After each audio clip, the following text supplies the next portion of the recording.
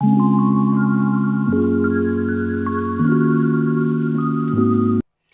tout le monde, j'espère que vous allez bien. On se retrouve aujourd'hui pour une vidéo. J'ai lu, je vais en faire une tous les 15 jours. Je vais essayer parce qu'en fait j'ai peur que s'il y en a une par mois déjà, elle soit très longue parce que je lis quand même assez énormément. Et j'aimerais vous en parler en fait des bouquins au moment où je les ai lus vraiment le plus tôt possible et que j'oublie rien, absolument rien de ce que je veux vous raconter. Donc voilà, donc il y en aura une tous les 15 jours, c'est sûr. Donc du coup, celle que j'ai faite date il y a 15 jours. Donc là, c'est mes lectures de mes 15 derniers jours que je vais vous présenter. Donc du coup, c'est parti, je vais vous les montrer un par un, puis je vous dis ce que j'en pense. J'ai lu Les filles ne meurent pas, Iron Widow, Vous êtes sur le portable de Sam, Sous le seau de l'hiver et Les entraves de l'hiver. Alors du coup, on va commencer par, on va dire, ma petite déception que j'ai eue. Et donc du coup, c'est celui-ci, c'est Vous êtes sur le portable de Sam. Donc il est super, j'ai passé un très bon moment de lecture. Mais au vu du résumé et on va dire à ce que je m'attendais, en fait, je m'attendais vraiment à un déversement d'émotions, un peu comme... attendez, il est où?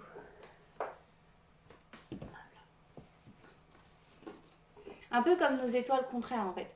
Je m'attendais à ce que quand je lise le bouquin et au moment où je le finis et que je referme la dernière page, j'ai vidé mon paquet de mouchoirs, que toutes les émotions que les personnages principaux pouvaient ressentir me transpercent, enfin, que je sois au bord du désespoir ou d'espoir. Et pour le coup, c'est cette petite étincelle d'émotion en fait qui manquait pour que ce soit un énorme coup de cœur en fait pour moi, parce que on va dire que le résumé nous promettait énormément d'émotions et je les ai pas eues, donc c'est pour ça que c'est une petite déception pour moi en fait.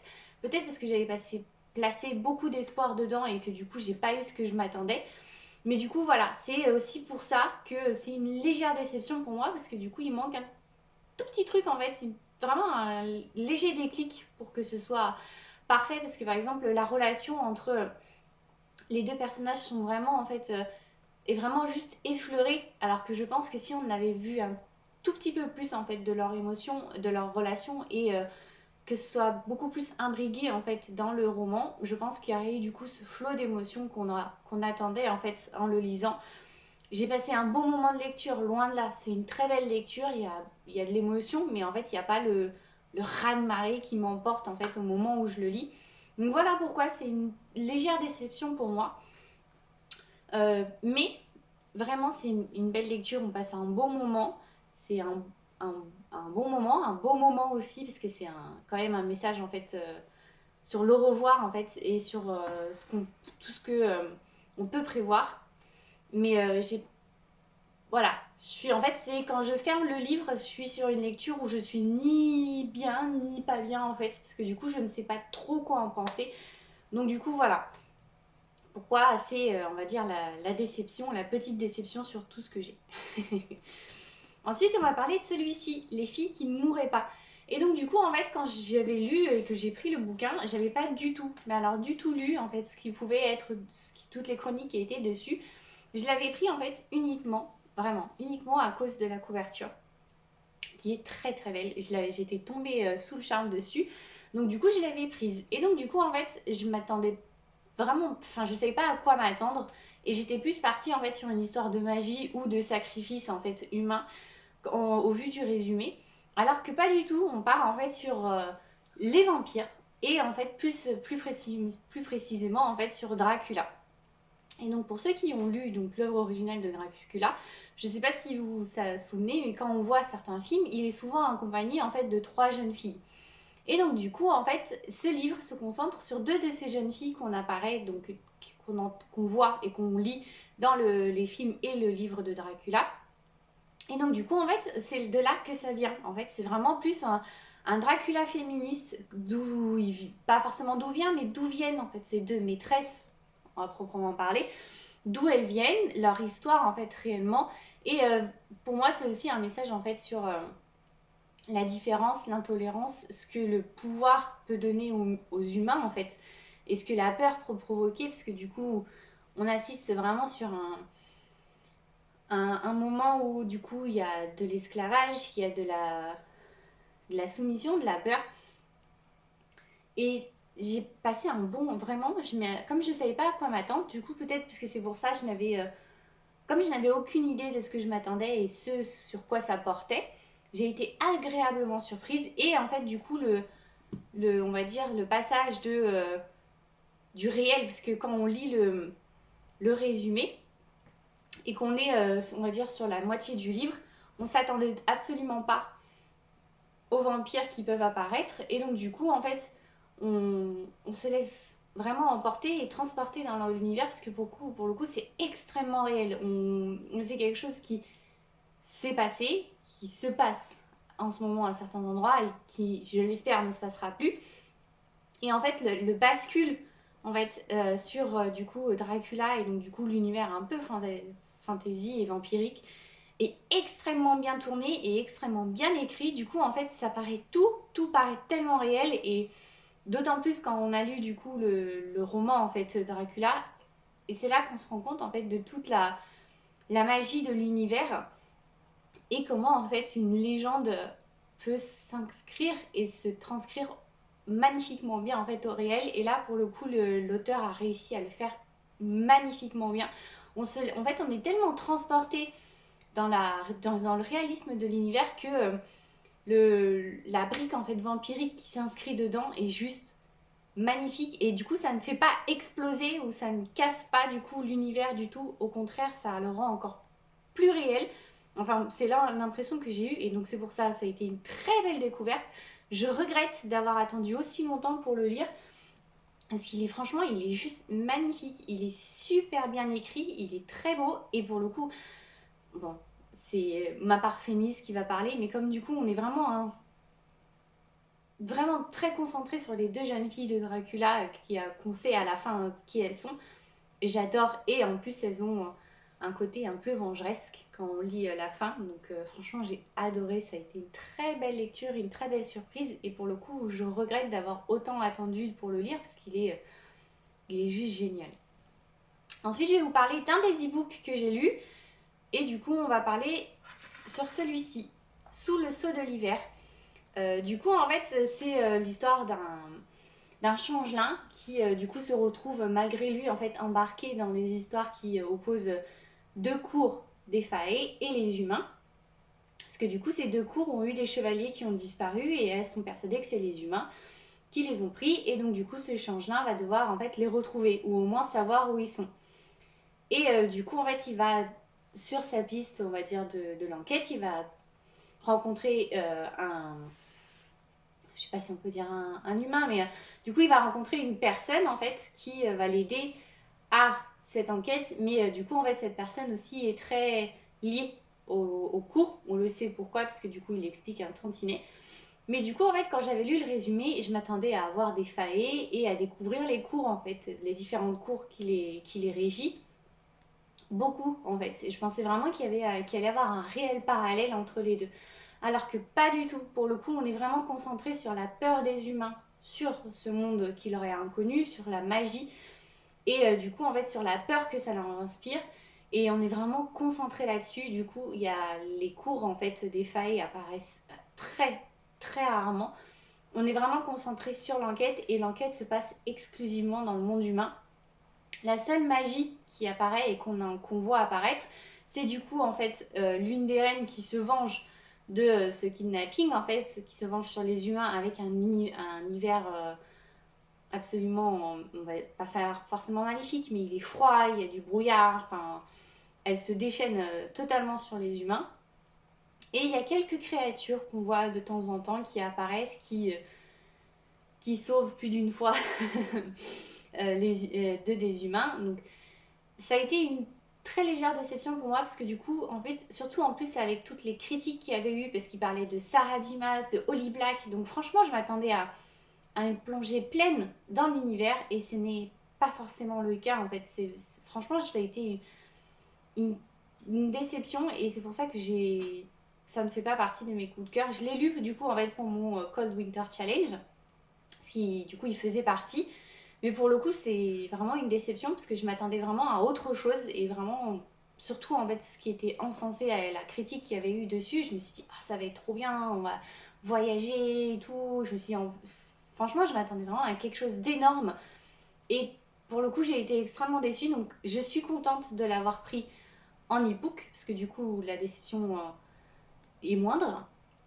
Mais franchement, je m'attendais vraiment à autre chose. Donc, si vous voulez du Faé et leurs légendes et leurs cours à tout va, c'est pas du tout ce bouquin-là qu'il faut lire, parce que du coup, franchement, c'est. Allez, je vais être généreuse, c'est 5% du bouquin, uniquement. C'est vraiment plus concentré sur les humains, ce que la peur leur inspire. Il y en a qui ont peur, il y en a qui détestent. En fait, c'est vraiment ça. C'est concentré sur cette partie-là et sur la haine que certains humains ont pour tout ce qui est différent et tout ce qui n'est pas comme eux. Donc voilà, c'est plus comme ça. Après, il y a un beau message, parce que du coup, ça a été une première pour moi de lire un livre de ce genre. En fait, du coup, l'un des personnages, l'auteur l'explique. Je vous le mets du coup. L'un des personnages, en fait, qui s'appelle Camille, quand lui il parle, parce que du coup on navigue entre les deux personnages, c'est AL, vous savez, le nouveau pronom qui a été du coup adopté par l'Assemblée. Et donc du coup en fait c'est des néopronoms du coup qui sont utilisés et du coup c'est pour une uniformisation. Et donc du coup en fait un des personnages, Camille, quand il parle, du coup c'est AL qui est utilisé constamment. Donc du coup ça a été une première pour moi, parce que du coup c'est la première fois que je lis ce genre de bouquin, avec du coup ce pronom en fait. Enfin, ce genre, c'est mal, en fait ça va être mal interprété si je dis comme ça. En fait c'est le genre de premier bouquin dans lequel il y a le pronom AL. Donc du coup la lecture au début a été un peu laborieuse, parce que du coup il a fallu que, en fait tout mon cerveau du coup qui est habitué à il ou elle, a fallu du coup qu'il fasse le chemin et le cheminement, le pourquoi du comment, et en fait transforme, enfin pas transforme, mais que du coup l'accepte comme un pronom normal. Donc ça a été en fait on va dire une belle expérience pour moi pour lire ce genre de bouquin, et il devrait y en avoir plus. Après, dire il devrait y en avoir plus, il faut que les personnages aillent avec. Parce que du coup, là, le personnage, Camille, il va avec ce pronom à elle, puisqu'il naît, il se sent ni fille ni garçon, ça dépend en fait du jour ou du moment. Et donc, du coup, en fait, ça a été, on va dire, pour moi, le livre est intéressant pour ça. Parce que du coup, c'est ma première lecture comme ça. Et donc, du coup, il m'a fallu un temps d'adaptation. Mais quand je m'y suis adaptée, en fait, du coup, ça s'est roulé. La lecture s'est passée tout seul et a été beaucoup plus simple. Mais j'ai beaucoup aimé pour ça, en fait. Et en plus, l'auteur a mis une note d'attention. Donc, c'est la première fois que je le lis et que je la lis autant. Et que du coup, ça m'a aussi poussé en fait, à m'informer à côté, en fait, à comprendre et à essayer de savoir exactement à quoi ça correspondait. Et donc, du coup, voilà, ça a été, on va dire, une expérience enrichissante pour ça. Parce que du coup, j'ai appris beaucoup, beaucoup de choses. Donc, voilà, ça a été, on va dire, un des plus grands points positifs de ce bouquin. Parce que du coup, malheureusement, je ne vois que ça. Parce que même si, en fait, je pense que j'avais placé beaucoup trop d'espoir dans ce bouquin, et donc du coup, je me retrouve un peu déçue, et c'est, on va dire, en partie. J'ai l'impression, en fait, d'avoir été un tout petit peu trompée, on va dire, sur le bouquin, au vu de tout ce qui s'était dit au niveau des chroniques et autres. Et donc, du coup, je vais vous parler de mes deux gros coups de cœur que j'ai eu du coup. Il y a celui-ci, Les entraves de l'hiver. Et alors, celui-là, mon Dieu, c'est un pur bonheur, je m'y attendais absolument pas. Donc du coup, c'est un livre que j'ai lu pour mon Cold Winter Challenge, que j'essaye absolument de finir. Et donc du coup, c'est sur Jack Frost. Et donc c'est mon deuxième bouquin que je lis sur Jack Frost en très peu de temps. C'est un personnage de légende qui apparaît rarement. Et donc du coup, je suis impressionnée quand j'ai pu en lire 2 pour cet hiver. Donc du coup, je l'ai pris et je l'ai lu. Et donc du coup, en fait, on est sur Jack Frost, en fait, qui du coup, cette année, cet hiver-là, refuse en fait de retourner dans un sommeil éternel, enfin pas éternel, mais un sommeil en fait jusqu'au mois de décembre prochain. Parce que du coup, en fait, les saisons sont programmées, et donc du coup, il ne vit que 25 jours. Et donc, c'est les 25 jours du mois de décembre. Et donc, du coup, en fait, il a un projet de ne plus être endormi le 25, et donc d'être libre, en fait. Sauf que ces projets, on va dire, sont quelque peu contrarié et compromis, en fait, à cause d'une jeune fille au bonnet rouge dont il tombe il tombe amoureux, j'arrive plus à dire le mot, il en tombe amoureux, et en fait ça va le conforter, et il va alors tout faire, vraiment tout faire pour être libre. Surtout qu'en fait, il n'arrive pas à comprendre comment elle peut le voir, parce que c'est Jack Frost, normalement on ne peut pas le voir, sauf les enfants du coup qui ont leur part d'imagination qui leur permet de voir les personnages de conte.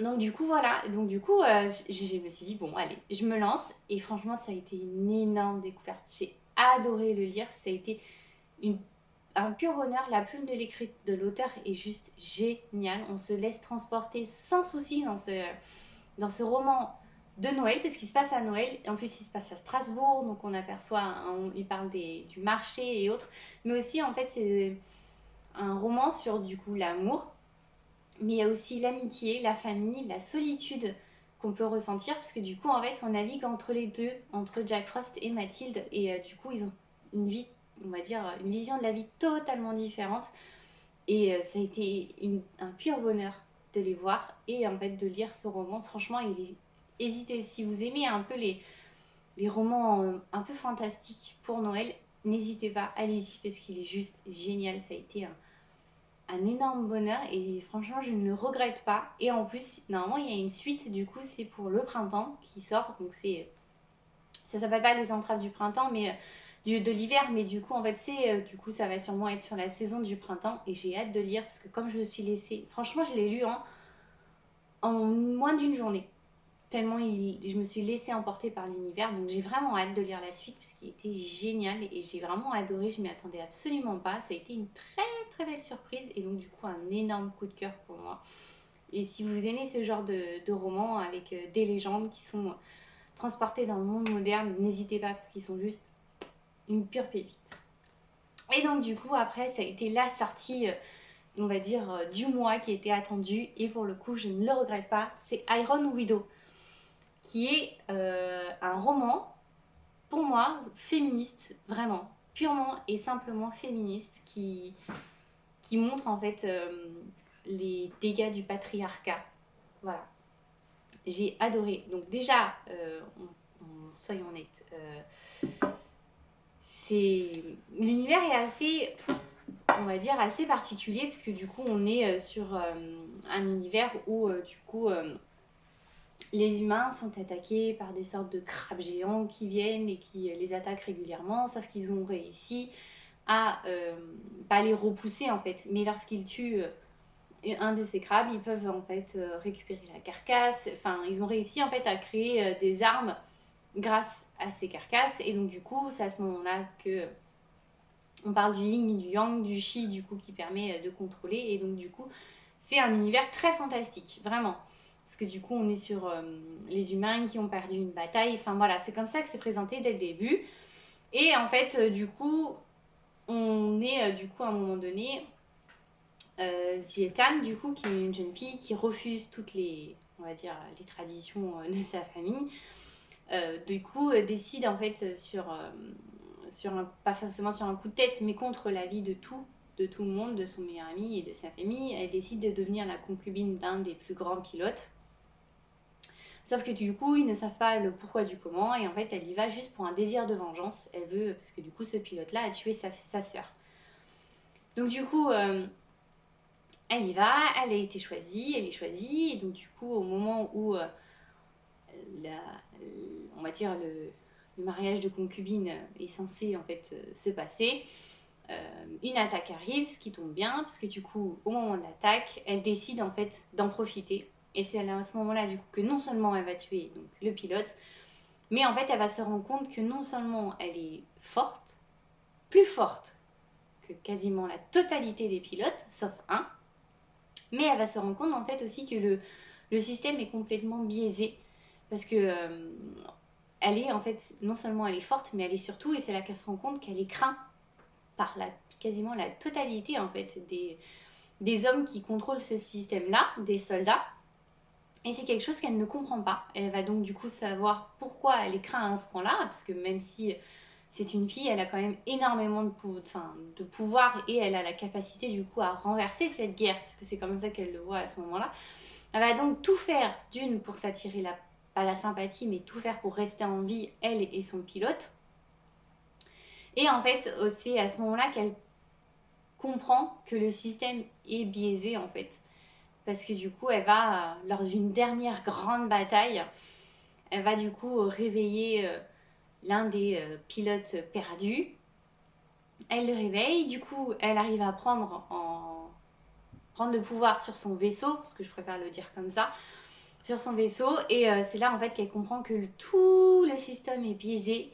Et du coup, en fait, sur les dernières pages, les dernières lignes du roman, on peut dire que le tome 2 va être plus qu'explosif. Parce que non seulement elle a compris ce qui se passe, mais du coup, en fait, le système va tout faire.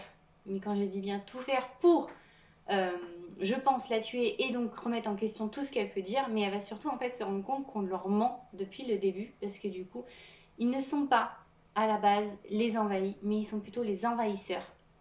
Et c'est là qu'elle va comprendre, et c'est là que tout va changer, parce que du coup, en fait, le roman se termine sur ce point de bascule où et alors tout va partir en cacahuète. Et j'ai vraiment hâte de lire le tome 2 parce que alors l'héroïne, parce que c'est une héroïne, est juste géniale. Elle a du sarcasme à volonté, c'est quelqu'un de fort, mais en même temps d'extrêmement sensible. Elle se bat contre tout un système et du coup elle va prendre conscience non seulement de sa force, mais de ce que ce système fait subir aux femmes.